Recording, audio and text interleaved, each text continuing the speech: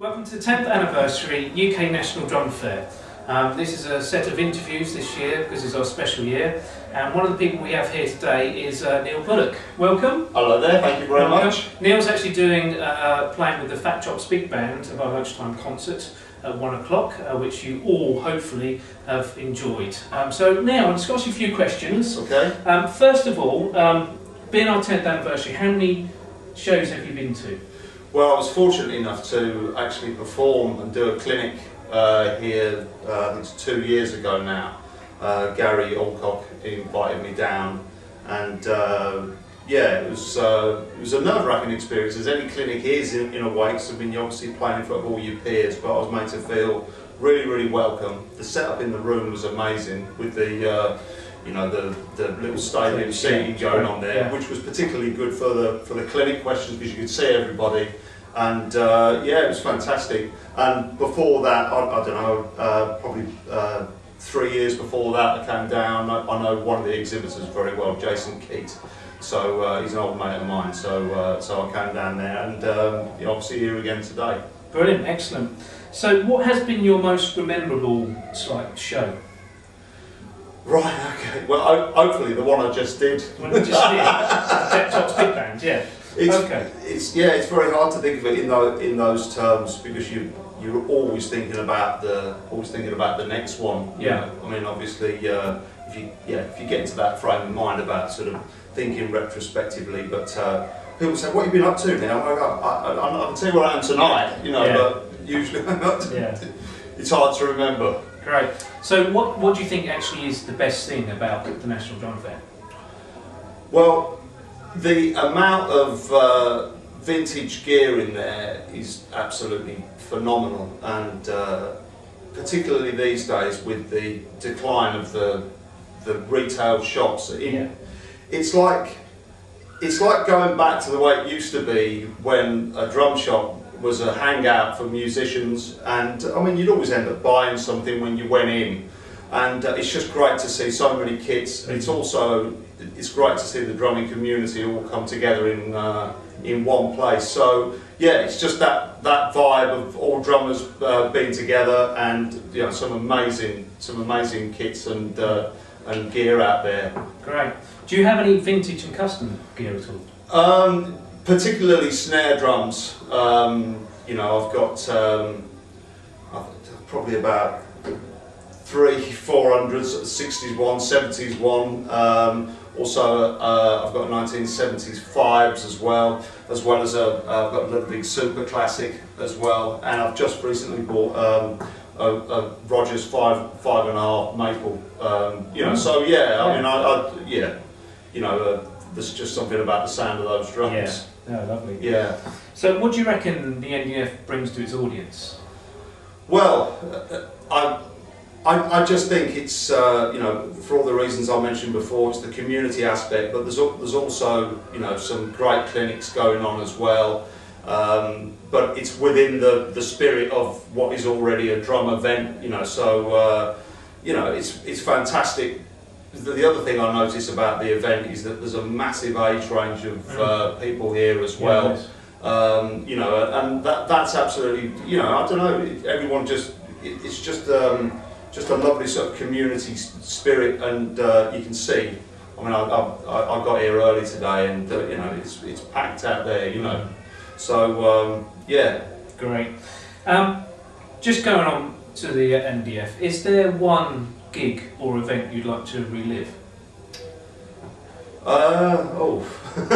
You mean a bad night at the office? When I did a bad gig? No, so basically one's like, you know, if it's memorable, you'd love to relive that again. Oh, it's for the wrong reasons sometimes. Yeah, no, it's so difficult to pick out individual gigs. You know, I mean, I'm not trying to be, you know, sort of avoid the question with this, but yeah, it's just, you know, the best feeling in the world for me is when, you know, you get musicians all pulling together, and you know, all genuinely trying to make music together, and obviously the drums is a massive part of that. So I don't know, any gig that went well, you know. I'm sorry, you know, but I mean, to pick one out amongst the, you know, the thousands and thousands of gigs is very, very difficult. Well, that's great, I suppose. That's in one way. Who's been your inspiration? Oh, it's numerous. My early teachers, Mal Garrett, who's playing today. Yeah. I knew Pete as well, Pete Cater, right from the off. But you know, I mean, I started studying with Mal when I was probably about 13, so that was a huge thing for me. And then subsequently, I got to study with Joe Morello in the States, and also Jim Chapin as well. You know, both no longer with us, unfortunately, but amazing teachers. So yeah, I mean, from that point of view, and then, you know, playing wise, you know, Buddy, Joe Morello, Steve Gadd, Tony Williams, Billy Cobham, you know, all the, you know, and about another 100, you know, others. Yeah. But you know, you go through a period where you're checking them out like, you know, you wouldn't believe, but they're, you know, they're, you know, they're innovators really, and there's so many great players out there today who have been able to soak all that up, you know, all those influences. So you're getting better players now, I think. Yeah, great. Is there any advice that to people who are starting out, or if they want to basically improve their playing at all? Well, I think you've got to love it. That's you know, you've got to really want to do it. For me, practicing was never a chore. So you know, it was never a case of, oh, I've got to work on this or whatever. And you've got to be into music. I think if you're into music, that's a massive help. But the mechanics of, you know, the independence and the technique, and you know, trying to make the playing as easy as you possibly can for yourself. The more you can get that done at an early age, the better. So, you know, work your socks off at early doors. Get your foundations early. Yeah, absolutely, because I mean, ultimately it's about playing music, and you don't want to be thinking about those things, you know, oh, I'm getting a pain in my hand, or, you know, I've got reading problems, or whatever it happens to be, or, you know, where are the drums, and, you know, so the more you can absorb those things at an early age, I would say that's a really you know, really good thing to get together if you can. Yeah, that'd be great advice. So, is there any like clean, funny stories you can tell? Off the top of my head, I really couldn't say. You're right about putting me on the spot with these questions. Probably none of them repeatable, actually. But you know, maybe next time I'll have something.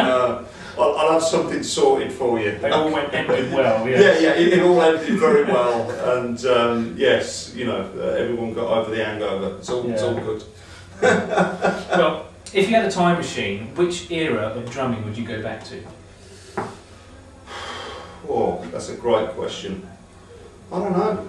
You know, I like it now. You know, but I don't know. You said that's a real difficult one. Maybe. I don't know, maybe the early 70s, something like that. You know, there was a hell of a lot going on then, in terms of you just got the start of the, you know, everything was starting to fuse around that time. I think. Yeah, I think that was a really exciting time in playing, and you know, the production techniques were starting to get better as well. You know, in music, but just the combination of all those different styles, R&B, jazz, rock, you know, and ultimately fusion. It all sort of, yeah. So maybe the early 70s. I don't know, maybe. But I do like it now. Especially because now you can look back and all of those. Yes, of course. Yeah, absolutely. So no, I'm not sure. You know, like I don't feel like I was born in the wrong era or anything like that. You know, I'm very happy to be here now and playing, and yeah, being able to absorb all those different influences, really. Brilliant. Just one last question. Okay. If you had to invite 4 guests for a dinner party, who would it be? Not necessarily drummers, just 4 guests. Well, you know, my wife and family. You, obviously. Oh, well, drummers. Well, that's a tough one. A really tough one. Yeah, it would be great to spend some time with the four people I maybe mentioned earlier. You know, be great to. I mean, I've been lucky enough to have dinner with Joe Morello. So although he didn't want to talk a lot about drums, I hastened to add. You know, so maybe that moved on to one of the stories you were talking about. But yeah, you know, buddy. But I don't know whether you'd have got anything out of him. You know, it'd be very, very difficult. Yeah. But yeah, Steve Gadd, you know, those guys really, I think. Yeah, great. Well, that's it for another interview for the 10th anniversary of the National Drum Fair. We'll see you again soon, and just thank you very much, Neil. It's a pleasure. It's been an absolute pleasure. See you again soon.